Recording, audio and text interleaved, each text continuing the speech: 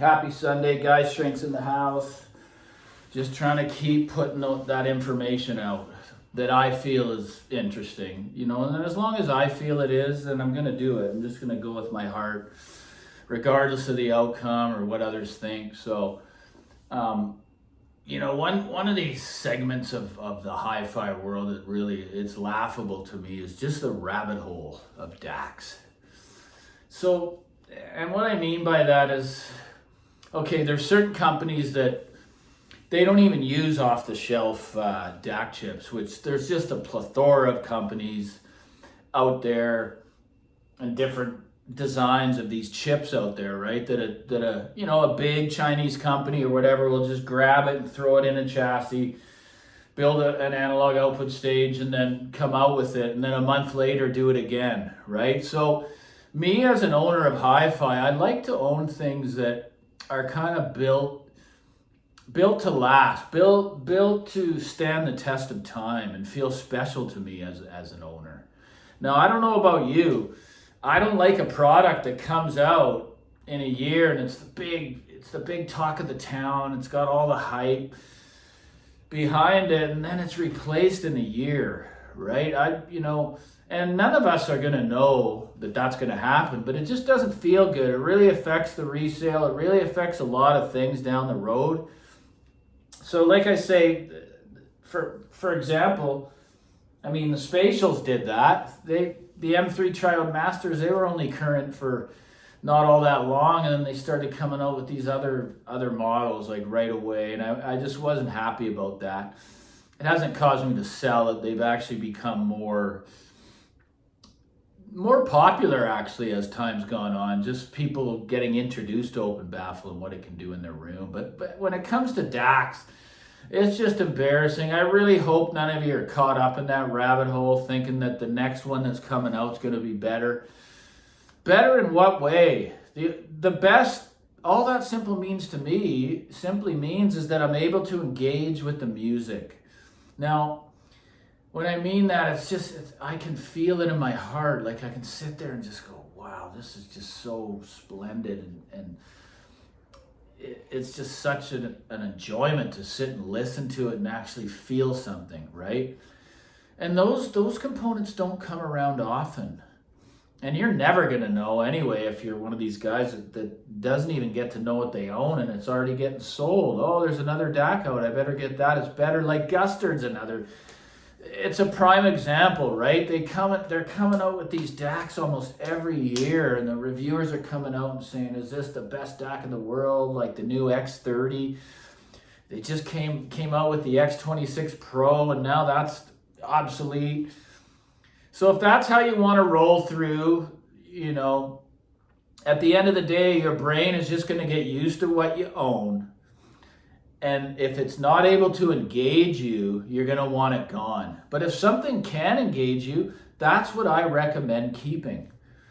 To be honest, I've had some pretty expensive DACs come through the room. I've just never been caught up in that rabbit hole because I know that if it isn't broke, don't fix it. Like there's lots of companies still using the DAC chips from the 70s, the Philips chips.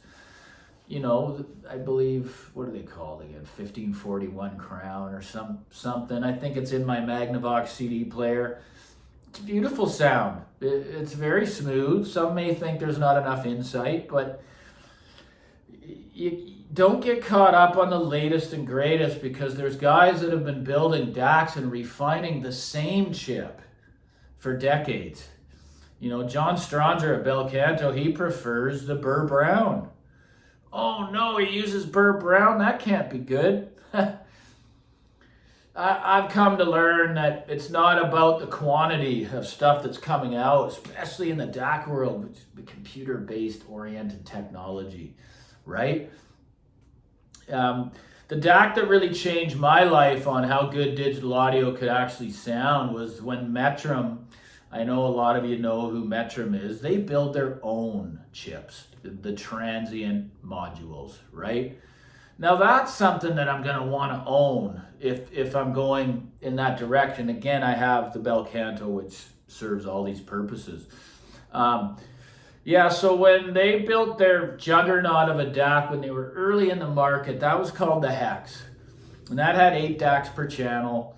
It had 3 transformers under the hood. Like, this thing was a real beast, guys. Like, if you just Google Metrum Hex, when that came in and I listened to that thing, and it was actually exceeding my analog, which really bothered me. And the analog I had at the time wasn't cheap, but there was one issue with that changed everything. That was the cartridge. I always try to tell people, don't blame it on your analog front end. Start with the cartridge if you want to change. Big signature change with the cartridge. Then it edged it out just a little bit when it comes to engagement.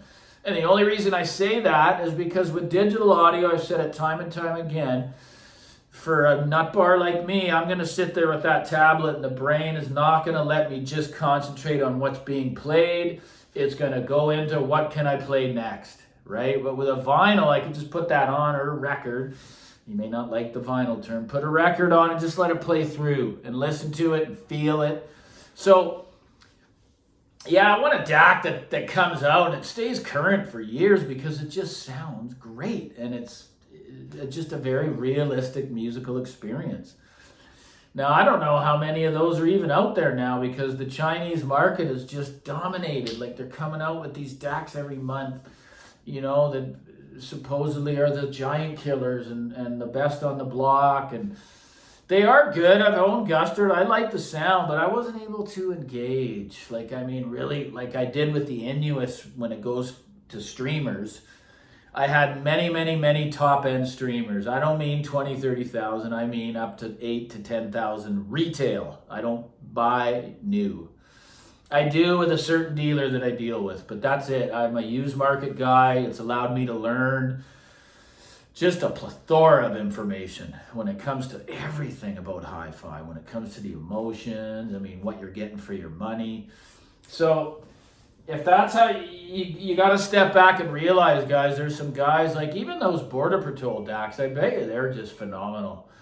They build their own stage, but it's the old school Philips chips, right? Don't write off the old school stuff that's being refined by these designers for years and years and years. And if I was looking for DACs, it would be for a DAC company, a builder of DACs, only that have their own proprietary circuitry, their own proprietary chips, So yeah, that was a life changer for me, was the Metrum Hex. It's a hell of a piece. I've always loved Metrum. I think it's a good topic. What do you guys think about this rabbit hole of the DACs that you can get in and just start going around and around and around? Oh, this another cult classic of a DAC that if any of you have tried. Air is a company that I love. I love everything about Air except for the price. It's really expensive stuff, but it's everything. It just sounds beautiful. All the components I've owned from Air, the integrated AX7, the QB9 was a fantastic DAC.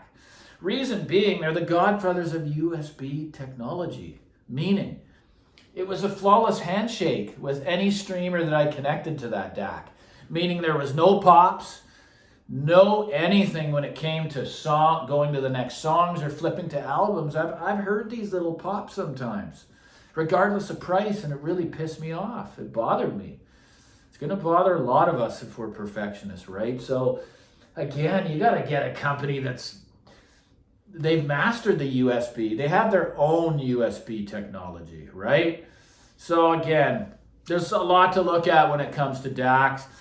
I prefer the coaxial connection. I've never gone this other route with the I2S and all that, just because I don't have to. I'm content with my Bel Canto. And the DAC rabbit hole, beware, man. I just hope you're not caught up in it. And again, if you have the budget that can allow you to exceed this, shallow end of the pool that you're playing in, and you just keep repeating yourself, you're not going to get this big improvement that you can really experience when you just step up to a certain area that you can afford. Don't be afraid to do that, because there is a sweet spot that I believe in the used market. And $5,000 max, 4 or 5 grand max on the used market can get you world-class equipment in all areas: speakers, amplifiers, DACs, streamers.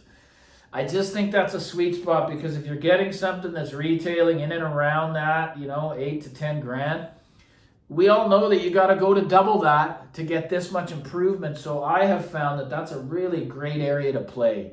1,500 to 5 grand on the used market. I'm telling you, you can build a killer system like that.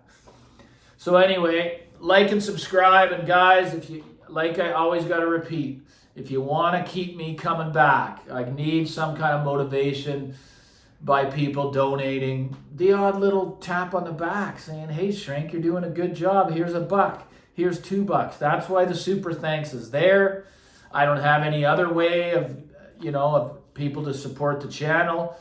So any of those donations, which I get, I'm severely grateful to you for, okay? So have a great Sunday. Like and subscribe. Cheers.